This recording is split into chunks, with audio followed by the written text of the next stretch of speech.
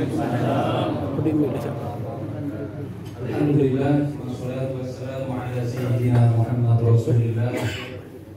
Wala hawla wala quwwata illa billah. Amma ba'du. Allahumma la sahla illa ma ja'altahu sahla. Wa anta ya hayyu ya qayyum taj'alul hazna idza syi'ta sahla. Allahumma arzuqna al-ikhlas fid niyyati wal qawli wal amal. Pertama-tama puji syukur kepada Allah Subhanahu wa taala atas nikmat ini. Kita bisa berkumpul berjumpa dengan guru kita yang mulia Ayah bin Tokro. Insyaallah pada malam hari ini kita akan mendapatkan banyak pengetahuan. Semoga kita bisa mendapatkan pencerahan di malam hari ini. Shalawat salam, mari sama-sama kita sanjung sajikan kepada baginda Rasulullah Muhammad Sallallahu Alaihi Wasallam. Dengan beliaulah kita mengetahui Islam itu apa, sehingga kita alhamdulillah pada hari ini kita masuk dalam kategori itu. Tidak berpanjang-panjang karena waktu moderator cuma 5 menit untuk mengantarkan diskusi dan mengantarkan untuk materi. Tentunya pada tahu semua bahwa beliau guru kita, sudah tahu beliau dari mana. Dari kata-kata Soal Anda sudah tahu Aceh Utara, alhamdulillah. Dan beliau adalah ketua Tasawuf pusat. Dan insya Allah kita akan membahas kriteria ahli sunnah wal jamaah. Ini penting karena mengingat pada era-era sekarang ini banyak sekali bermunculan istilah-istilah ahli sunnah wal jamaah dan mengklaim dirinya itu ahli sunnah wal jamaah. Oleh karena itu maka kita harus menyelesaikan sebenarnya siapa ahli sunnah wal jamaah. Apakah betul sebagaimana pengklaiman sebagian orang itu, atau justru malah tidak masuk dalam kategori itu, justru yang mengklaim. Dan insya Allah beliau akan menjelaskan tuntas tentang ahli sunnah wal jamaah, dari apa itu, siapa yang membawa, dan apa ajarannya, dan seterusnya. Oleh karena itu maka waktu dan tempat kami persilakan kepada Ayah untuk menjelaskan dan memulai kajian bulan hari ini. Waktu dan tempat kami persilakan.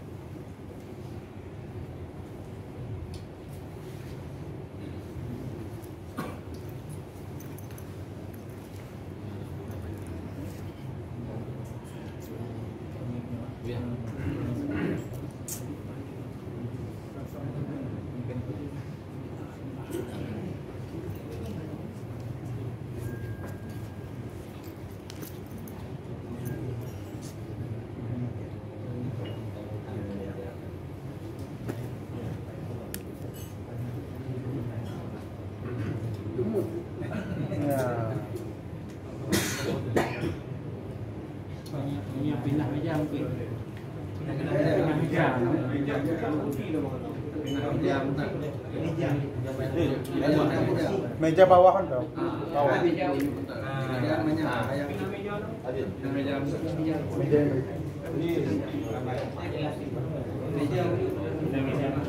Bukan jamaah nanti.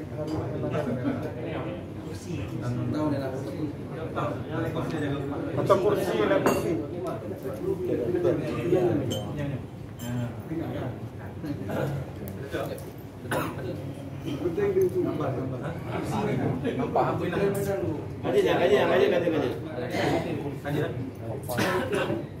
Sopan.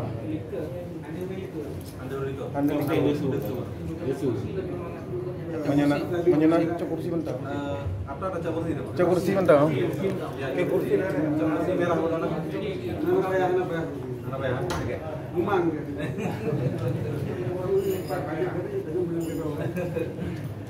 Kenapa ya? Kurang empat. Kenapa? Kenapa ya? Kenapa kebang dah? Nyonya bener sih. Terus kata apa main? Ini loh.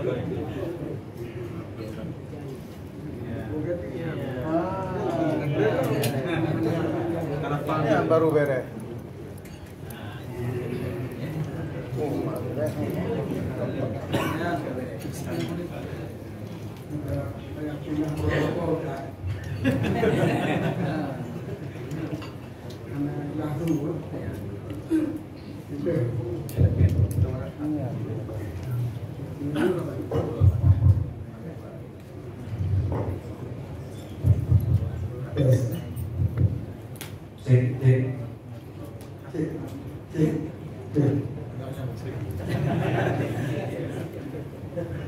Assalamualaikum warahmatullahi wabarakatuh.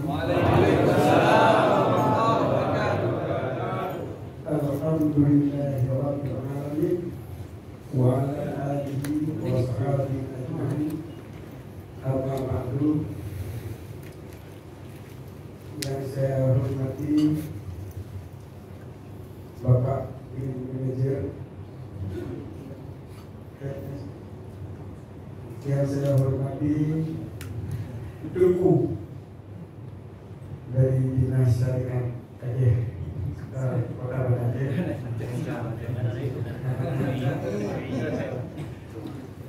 Dinas Syariat Kota Banda Aceh, yang kami Bapak Tuku. Yang saya hormati Ketua Lastafi Banda Aceh, Ketua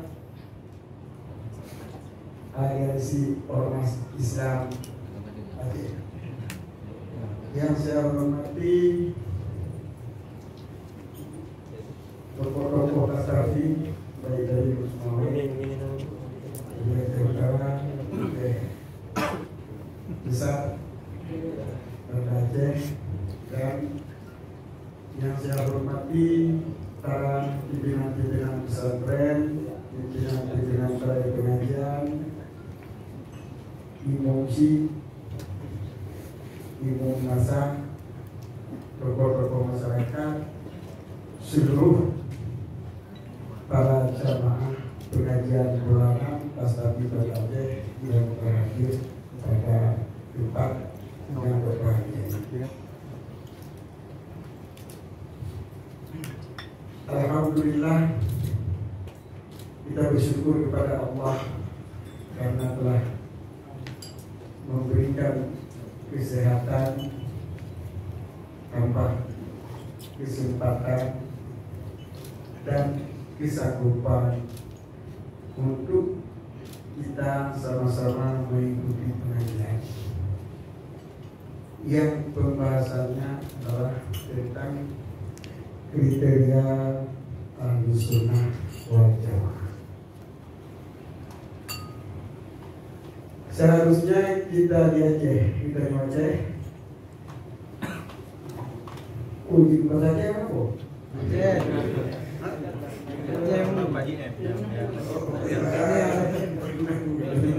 Campur-campur lah. Tentang masalah Ahlussunnah wal Jamaah sebenarnya telah menjadikan undang-undang untuk Provinsi Aceh. Maka kriterianya tidak diragukan lagi. Tidak diragukan lagi. Semua orang Aceh sudah terpatri menggambar naulati tentang hakikat Ahlussunnah wal Jamaah. Bukan lagi kriteria, hakikat Ahlussunnah wal Jamaah kata terong. Dan kau labang naulati ini mana labang yang kau datang yang naulati produk. Paku kalau sudah berkala dipasarkan tabung tanah.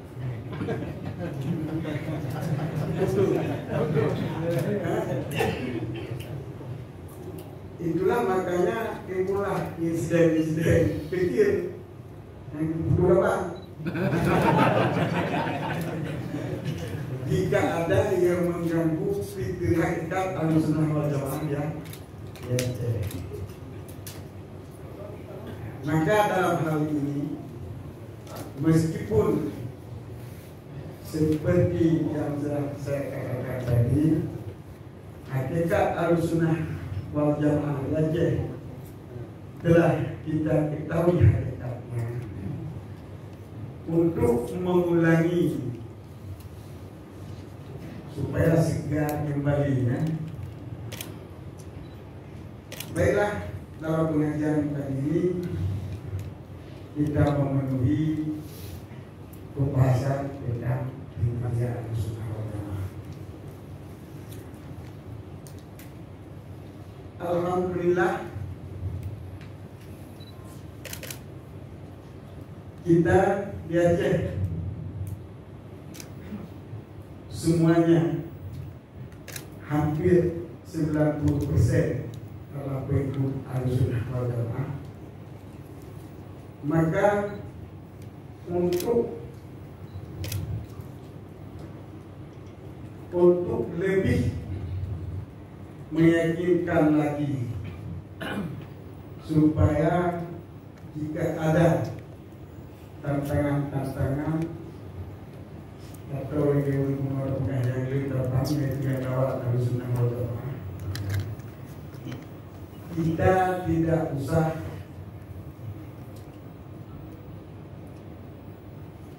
menghadapi dengan marah, apalagi kasar. Karena kalau berlaku kasar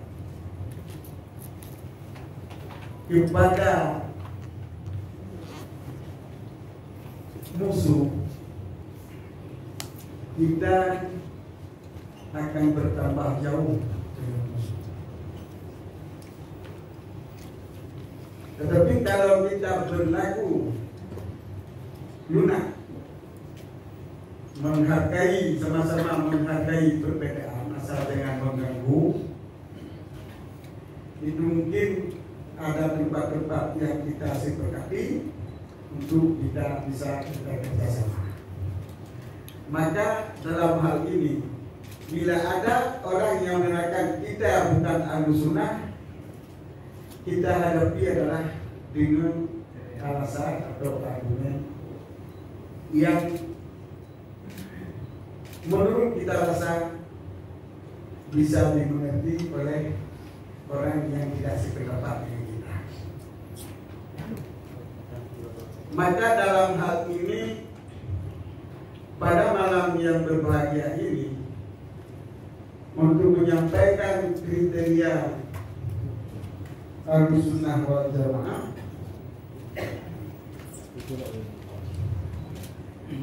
saya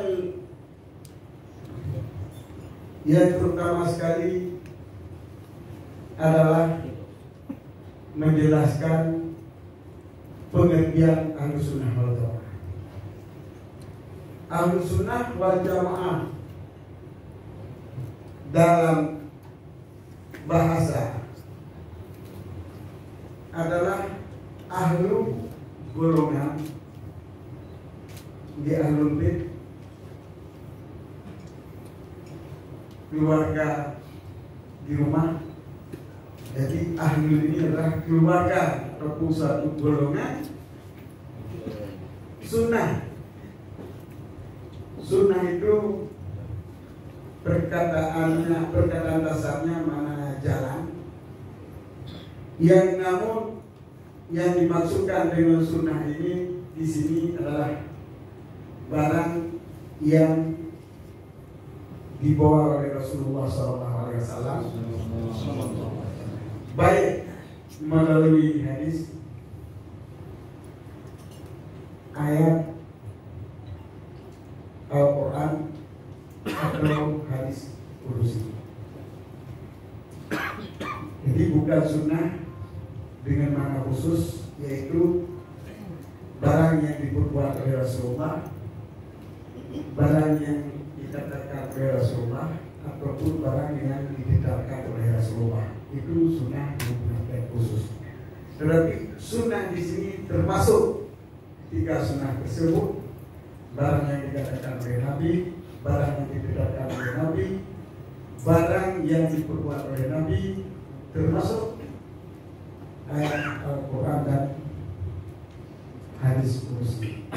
diskusi apa kata Nabi lebih dari Allah. Maka pendek secara singkat, sunnah yang dimaksudkan ini adalah ajaran dari Rasulullah tentang agama, yaitu adil yang rukun adil ini adalah 3. Pertama iman, kedua Islam, ketiga ihsan.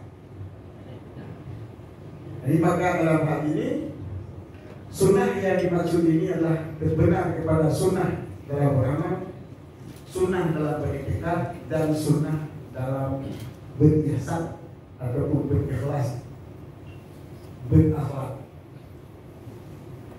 Baik berakhlak sesama manusia ataupun berakhlak dengan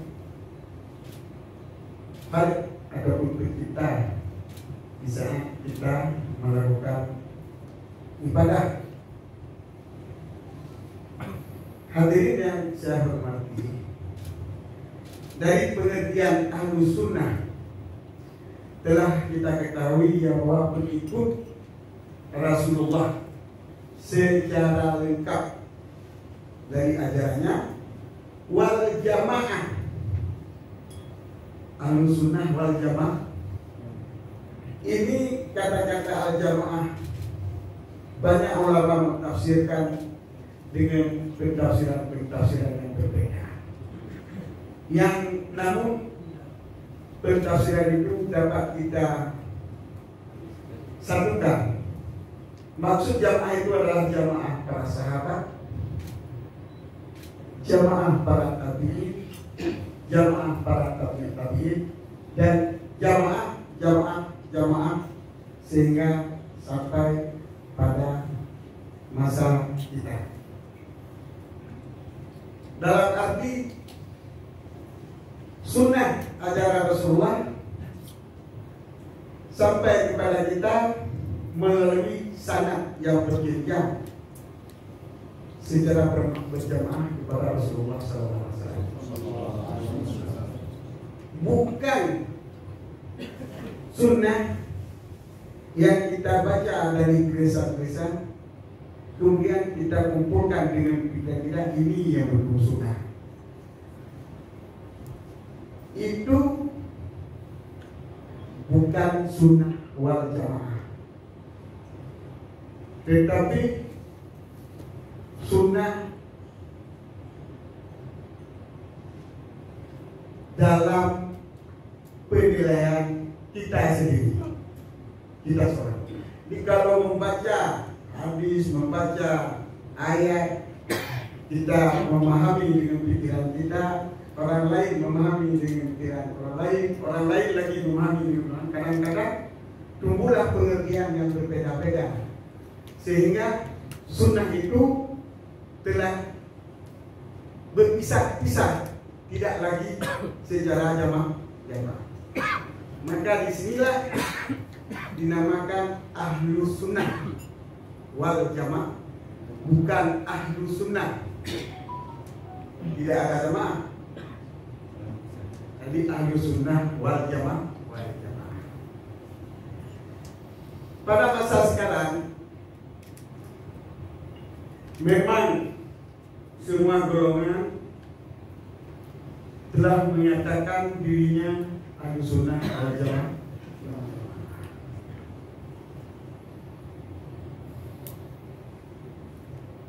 Untuk kita ketahui mana yang benar, mana yang salah, marilah kita mengikuti petunjuk dari Al-Quran tatkala kita berselisih paham. Kita berselisih paham. Apabila orang mengatakan saya Ahlus Sunnah, yang lain Ahlul Bid'ah. Orang lain mengatakan saya Ahlus Sunnah, orang lain Ahlul Bid'ah. Itu yang dimaksudkan oleh Allah. Apabila kamu berselisih, maka kembalilah kepada Allah dan Rasulnya, kepada Allah dan Rasulnya. Allah yang dimaksud di sini adalah Al-Quran, Rasul yang dimaksud di sini adalah hadis, yaitu peninggalan Rasulullah. Bila kita telah berselisih dalam mengartikan ataupun memahami sesuatu, kembalilah kepada Al-Quran dan hadis. Dalam hal Ahlussunnah wal Jamaah, kita kembali kepada Al-Quran. Tatkala Allah memerintahkan di dalam Al-Quran kepada orang yang tidak ada ilmu, termasuk belum mempunyai ilmu tentang sunnah. Mana yang sebenarnya sunnah ini? Bagaimana kita berbuat sunnah? Karena kita tidak melihat Rasulullah, hanya menerima perkataan dan perbuatan ataupun berita tentang perbuatan Rasulullah, di mana perbuatan yang dibawakan kepada kita adalah masih banyak yang berbeda-beda. Jika kita tidak mengerti sunnah, maka berarti kita tidak ada ilmu tentang sunnah. Allah memerintahkan kita untuk bertanya kepada ahli fikih. Ahli fikih, bukan ahli fikih. Dalam Quran Allah mengatakan ahli fikih.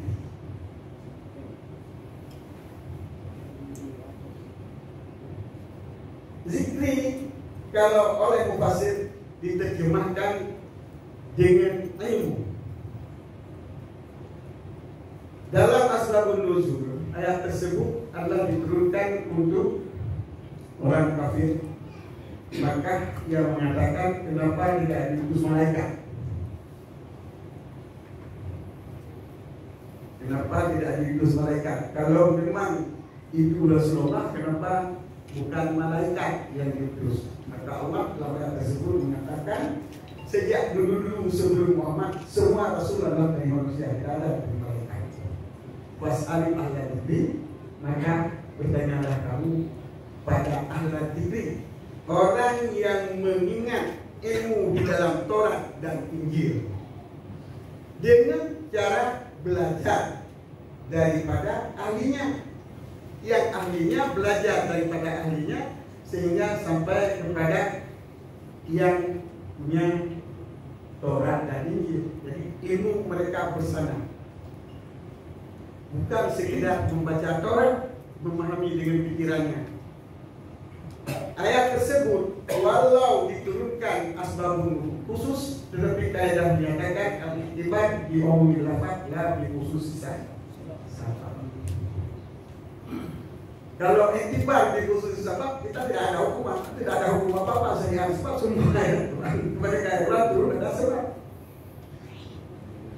Jadi diperintah kepada sebab itu saja, kita tidak perintah.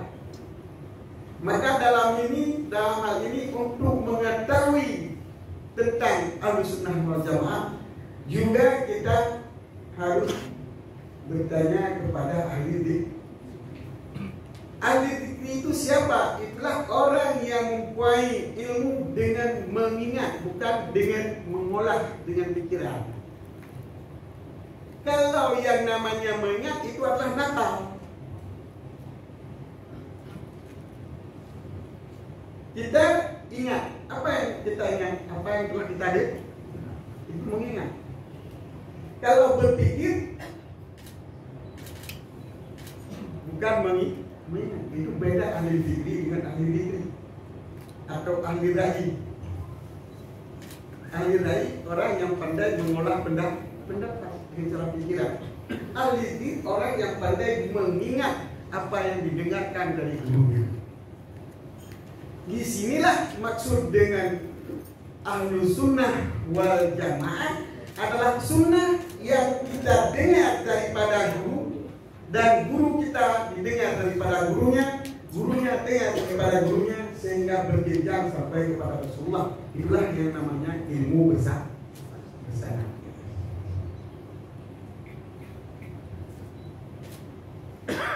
Itu di dalam kembali kepada Al-Quran. Jadi kesimpulan dalam Al-Quran adalah sunnah, ajaran Rasulullah yang kita terima dari guru dengan cara bersama. Bukan ajaran Rasulullah yang kita baca dari bacaan dari kalangan bebas, sehingga kita olah dengan pikiran ini yang benar, ini yang salah, ini yang benar, ini yang salah. Kalau begitu caranya, mesti agama ini banyak sekali berpecahan. Tetapi kalau mengingat apa yang diterangkan oleh guru dan jamaah guru diterangkan oleh gurunya, itu sampai sanadnya kepada Rasulullah, insya Allah sunnah itu tetap berlaku secara berjamaah, bukan mufaedah. Itu kembali kepada Al-Quran. Di dalam kita mengolah ataupun mencari Ahlus Sunnah wal Jamaah kepada hadis, di sini Rasulullah SAW pernah mengatakan dalam dua hadis. Yang pertama, tatkala mengatakan kepada para sahabat, siapa di antara kamu yang hidup sampai pada masa yang berpecahlah umat Islam, kamu harus berpegang dengan sunnahku dan sunnah Khulafaur Rasyidin. Di sini jelas Rasulullah mengatakan kepada para sahabat, bila hidup di masa yang umat Islam berpecah belah, maka yang menjadi pegangan adalah apa yang disampaikan oleh Khulafaur Rasyidin. Ini berlaku untuk para sahabat dan para tabi'in. Sedangkan untuk generasi selanjutnya, Rasulullah mengatakan dalam hadis yang lain,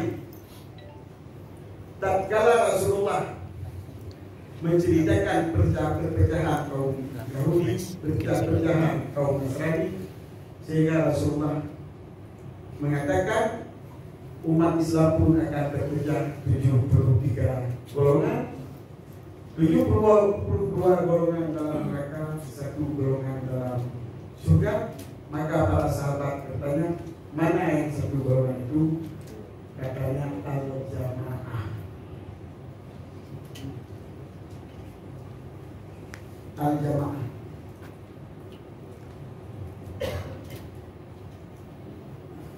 Al-jamaah inilah yang menerjemahkan pengertian ahli fikih dalam Al-Quran. Jadi sunnah yang dijalankan oleh jamaah para sahabat, selain pertama sekali oleh jamaah Khulafaur Rasyidin, kemudian oleh jamaah sahabat yang lain, untuk selanjutnya diteruskan oleh jamaah tabi'in, diteruskan oleh jamaah tabi'in, diteruskan kepada jamaah oleh salafus salih, sehingga disampaikan oleh ashab-ashab mereka dan disampaikan oleh ulama-ulama yang mempelajari daripada ashab, dan terus-menerus hingga sampai kepada kita di saat sekarang. Maka di sini telah kita kaji Ahlus Sunnah wal Jamaah menurut Al-Quran dan menurut hadis Rasulullah Sallallahu Alaihi Wasallam.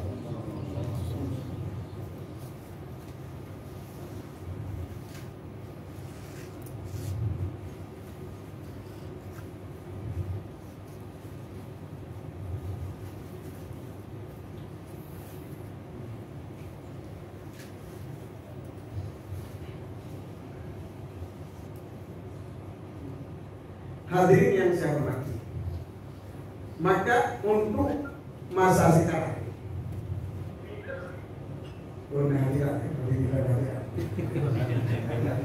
hadirin dan hadirat yang saya hormati, untuk masa sekarang di Aceh khususnya dan Indonesia umumnya, pelajaran yang diajar di pesantren-pesantren tidak diragukan lagi telah memenuhi kriteria Ahlussunnah wal Jamaah.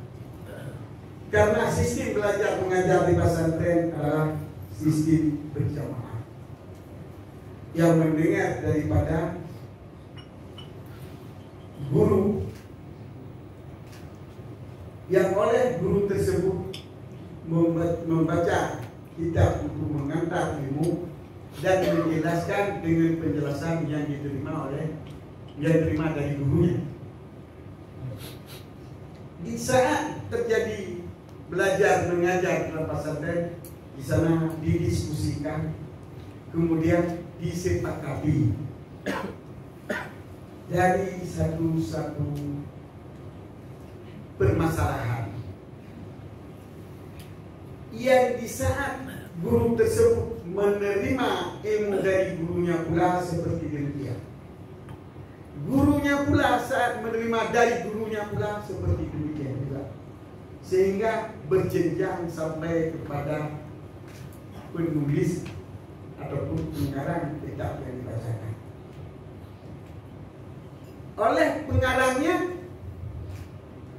menjelaskan tulisannya lebih sempurna, maka seorang pengarang setelah mengarang kitab sebagai pegangan menjelaskan kepada muridnya, muridnya dijelaskan kepada muridnya, muridnya dijelaskan kepada dirinya. Jadi tidak ada lagi keraguan kita yang bahwa maksud dari karangan tersebut telah terpenuhi kebenarannya. Tetapi kalau kita mengambil pengarang satu karangan orang, kita baca dan kita pahami dengan pikiran kita sendiri, belum tentu pemahaman kita sama dengan maksud pengarang. Maka disinilah belajar mengajar yang ada di pesantren memenuhi kriteria ahli zikri dan Ahlussunnah wal Jamaah. Maka apa yang kita pegang sekarang tentang pengertian Ahlussunnah wal Jamaah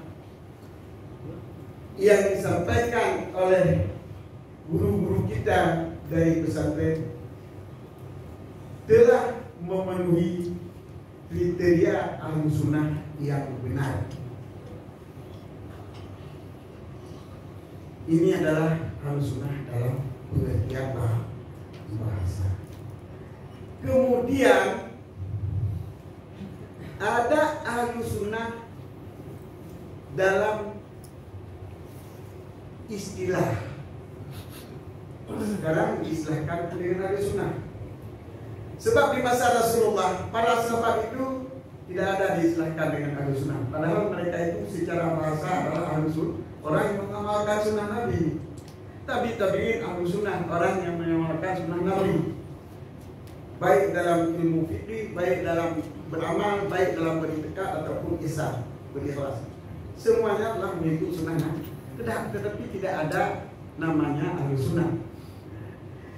Hanya Ahlussunnah adalah istilah di saat terjadi perpecahan umat di dalam hal akidah. Di saat terjadi perpecahan umat dalam hal akidah, di mana telah terjadi bid'ah yang banyak sekali cabangnya. Sebab terjadi bid'ah karena sebagian mempergunakan akal sepenuhnya sehingga memutarbalikkan dalil naqli seperti Mu'tazilah, mentakwilkan sifat Allah Al-Qadir dengan Qadir bizati, bukan Qadir biqudrati. Jadi tidak ada sifat kudrat, tidak ada sifat irada, tidak ada sifat ilmu, tidak ada. alim bizati, qadir bizati, murid bizati, semua adalah Allah. Kita katakan yang kuasa zati, Allah sendiri kuasa, bukan karena ada sifat kuasa. Itu para Mu'tazilah. Namun sebagian lagi meninggalkan akal sama sekali. Mereka berpegang kepada teks secara zahir dari Al-Quran.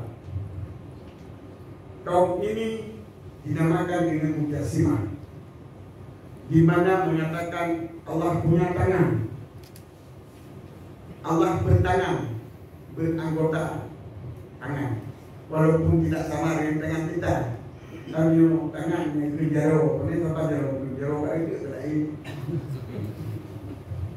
jaro itu lain, jaro limau lain, itu jaro limau tangan. Nah, jaro apa lagi lain, jaro Allah turun berpindah dari jihad atas kepada jihad bawah karena Al-Quran mengatakan begitu. Itu adalah mentafsir Al-Quran tanpa menggunakan akal.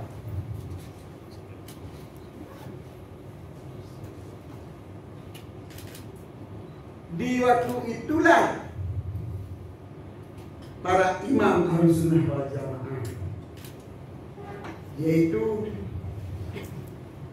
Imam Asy'ari dari mazhab Syafi'i dan Abu Mansur al-Maturidi dari mazhab Hanafi.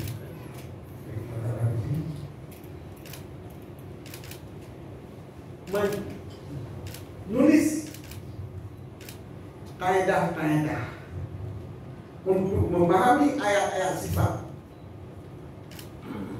sehingga tidak ada sifat yang ditakdir, yang dikosongkan, dan tidak ada sifat yang menyerupai Allah dengan makhluk, dan tidak ada sifat yang menyatakan Allah bertubuh.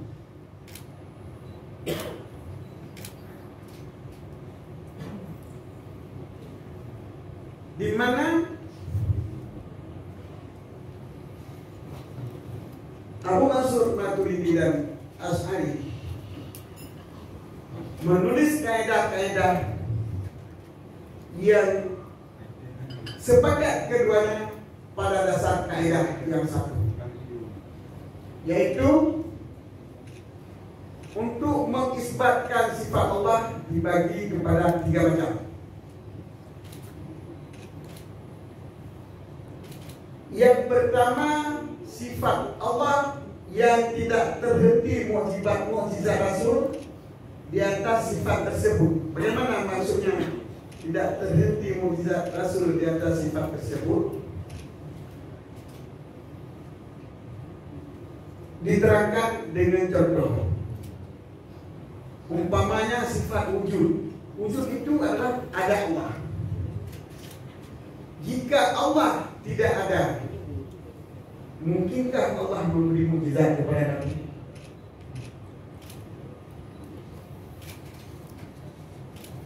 Sebab yang menunjuki kebenaran Nabi adalah mukjizat. Jadi baru terjadi ada pemberian mukjizat kepada Nabi setelah Allah ada. Maka sifat wujud itu adalah sifat yang mesti ada. Baru ada mukjizat, itu namanya terhenti. Mesti ada Allah, baru ada mukjizat.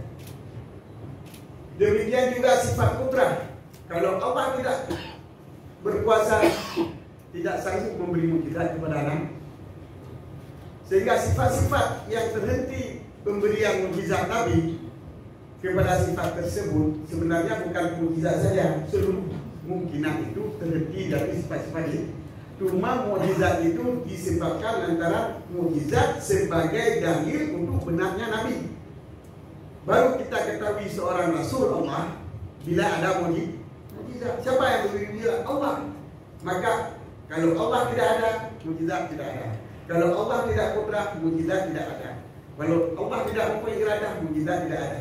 Jadi sifat oleh para ulama-ulama pengikut Asy'ariyah, sifat yang terhenti mukjizat Nabi dari sifat tersebut pertama wujud. dan yang binafsi dan barang yang dia telah berbanyak. Wujud, bidang, bakar, mukhalafatul bil hawadis dan yang binaf 5.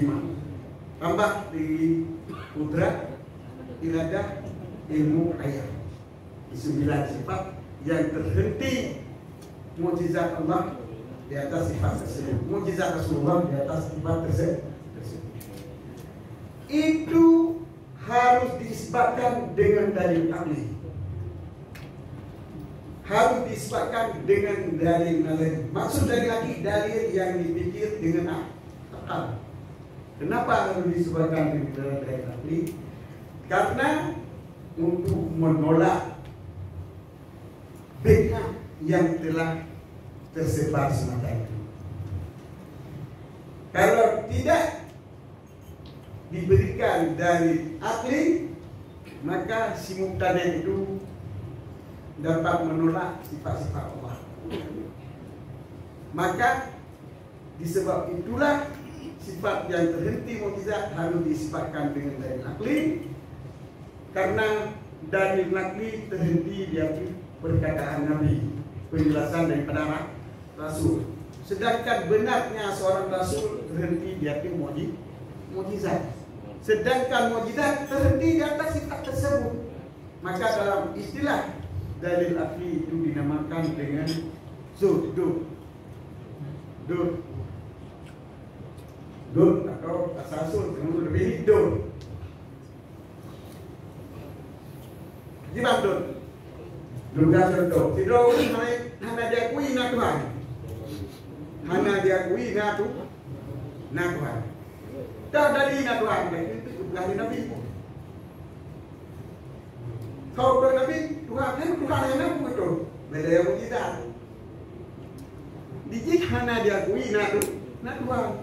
Mata pasti dari nak Tuhan ke Nabi. Nabi lupa, Nabi Tuhan.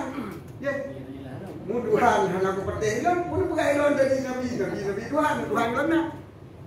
Jadi sama dengan tidak bisa tidak menolak syubhat orang yang menafikan sifat tersebut. Kalau harus dengan dalil, maka tidak bisa disifatkan dengan dalil. Jadi 9 sifat itu harus disifatkan dengan dalil nakli untuk menolak syubhat yang terjadi. Maka alangkah daifnya orang yang menuduh Asy'ari dan Maturidi telah menggunakan akal dalam menemukan sifat Allah.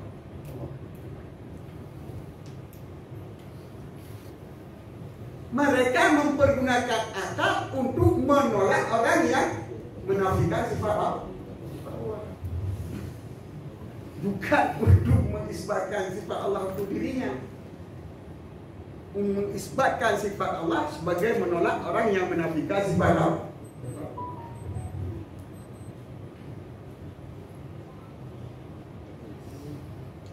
Itu kaidah yang satu yang sepakat di antara Asy'ari dan Maturidi. Kedua, sifat Allah yang jaiz seperti mengumpulkan manusia di padang mahsyar, itu kan boleh pada Allah, tidak boleh. Maka itu harus disebabkan dengan dalil nakli, karena itu tidak perlu dalil akli. Dalil akli sampainya kalau kita isbatkan dengan dalil akal hanya sampai pada itu adalah perbuatan yang harus dikerjakan oleh Allah.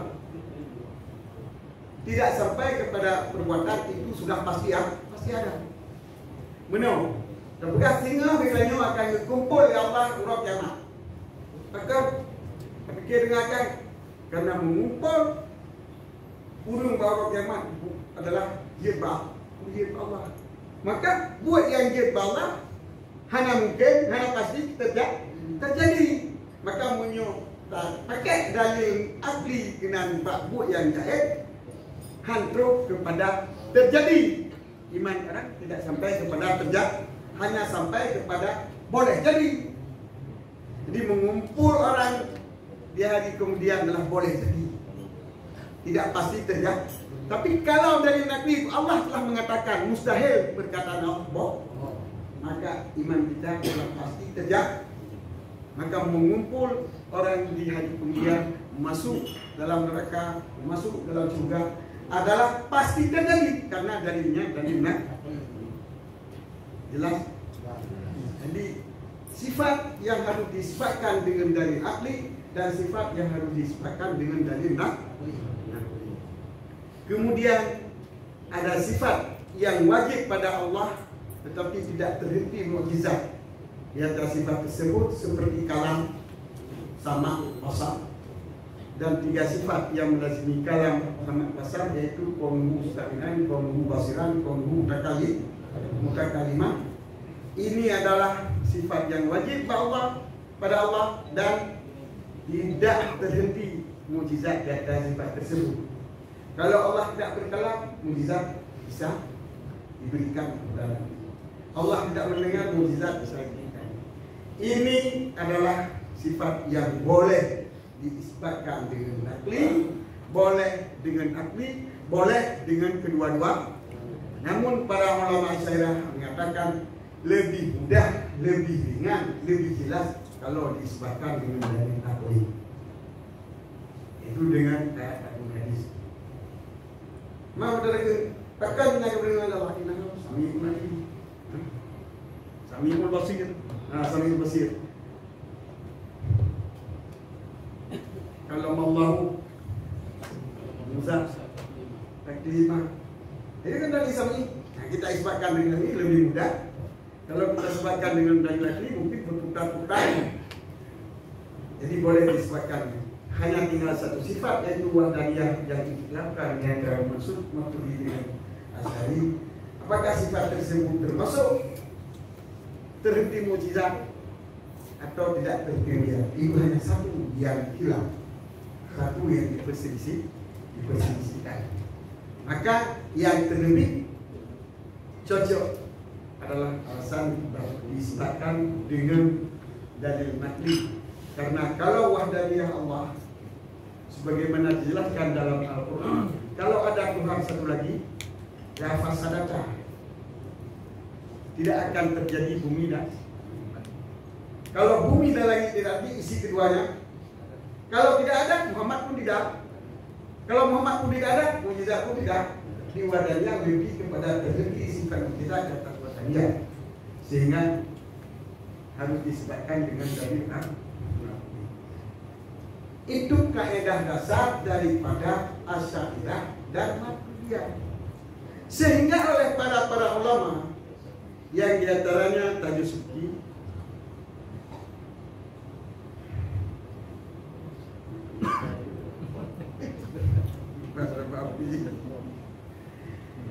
Al-Iji dan beberapa orang ulama lain mengatakan yang diistilahkan dengan Ahlussunnah pada masa ini adalah barang yang telah dipegang oleh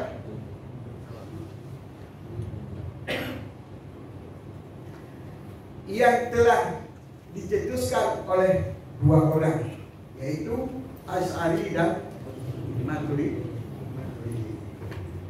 Maka akan saya jelas siapa-siapa yang mengatakan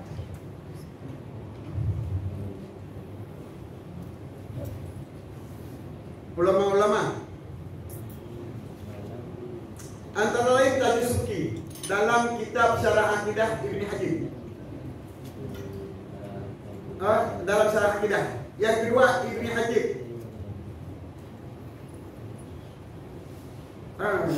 Aqidah Ibnu Hajib. Yang kedua Abduddin Al-Iji, Abduddin namanya Al-Iji, dalam kitab Al-Mawaqif. Imam Jalalul Dawani dalam kitab Syarah Al-Aqaid Abdudiyah, dan Arif Billah Imam Majibah dalam kitab Bahrul Malik.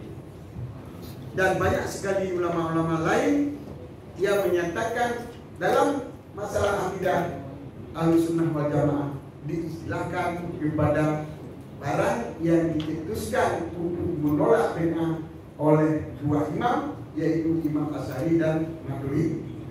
Nah, sehingga termasuk ulama-ulama di Al-Azhar Mesir yang mengkhususkan Ahlussunnah wal Jamaah dalam bidang itikad adalah Asy'ari dan Maturidi, serta pengikutnya. Terakhir pada tahun 2016 diadakan Muktamar Ulama Internasional di China, Rusia, dengan tema siapakah Ahlussunnah wal Jamaah itu. Keputusannya Ahlussunnah wal Jamaah di dalam akidah adalah Asy'ariyah dan Maturidi. Mandinangka ulama Maturidi, Inoyace, Bina ulama, ragu dong Ahlussunnah wal Jamaah kepada Asy'ariyah. Kemahin betul ilmu dong. Mana pun yang menjawab tadinya minyak masalah pegang, minyak masalah itu. Kami kau dipegang, ambil kali lebangnya minggu.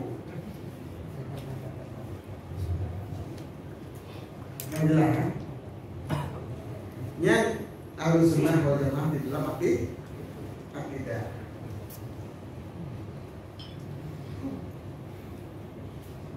Sedangkan oleh Subki mengatakan Ahlussunnah wal Jamaah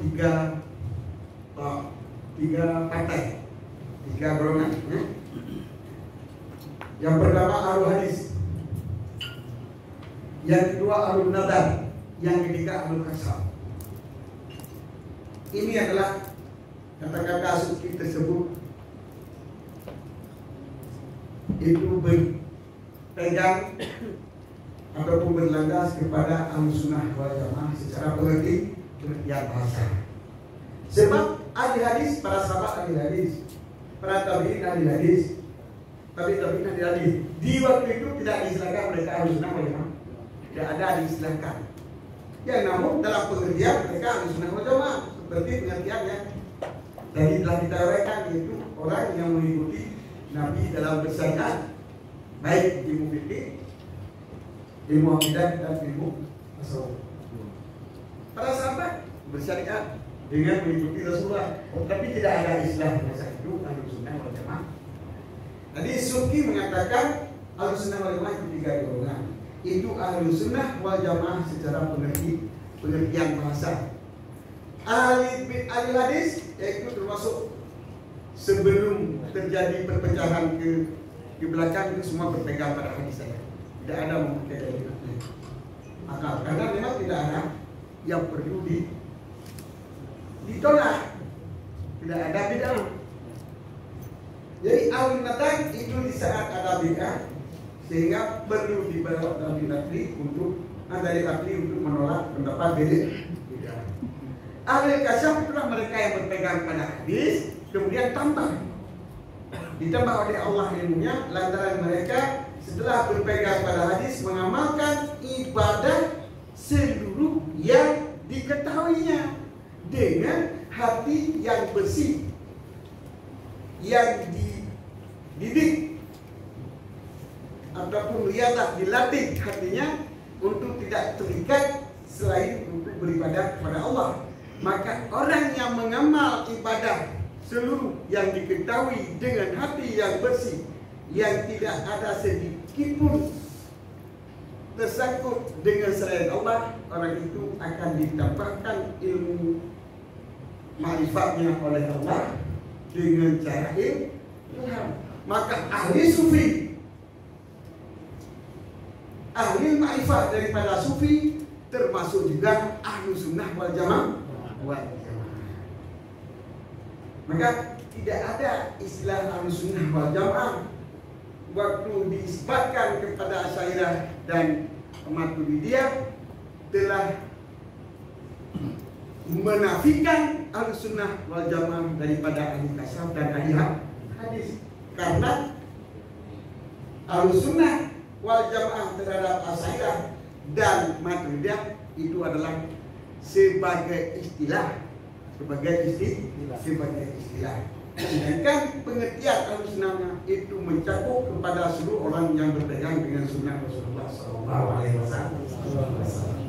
Demikian juga kita ringkaskan saja Ahlussunnah di dalam ilmu fikih, yaitu kita berpegang pada jamaah yang menakal dari jamaah sebelumnya sehingga sampai pada pencetus mujtahid, yaitu pencetus ijtihad yang mujtahid sejak masa sahabat sudah ada. Masa sahabat ada mujtahid, masa tabi'in ada mujtahid, masa tabi'in ada mujtahid.